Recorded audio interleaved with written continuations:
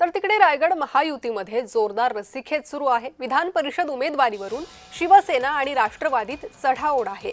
शिवसेनेकडून विकास गोगावले यांच्या नावाची चर्चा आहे, तर राष्ट्रवादीमधून अनिकेत तटकरे त्यासोबतच राजीव साबळे यांची नावं चर्चेत आहेत।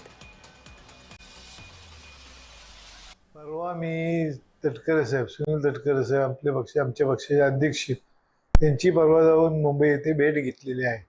त्यांच्याकडे मी इच्छा प्रदर्शित केली आहे की मला ही निवडणूक लढवण्याची इच्छा आहे।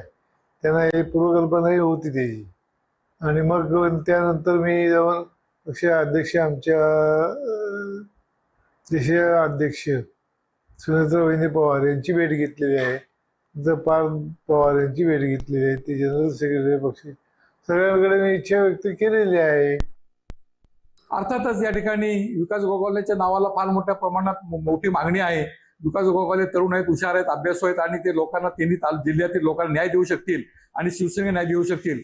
आणि अशा प्रकारे त्यांना या वयामध्ये त्यांना आमदारकी मिळाली तर खऱ्या अर्थाने शिवसेनेचं फार मोठ्या प्रमाणात जे संपादन होईल आणि त्या ठिकाणी आम्हाला शिवसेनेला न्याय मिळेल।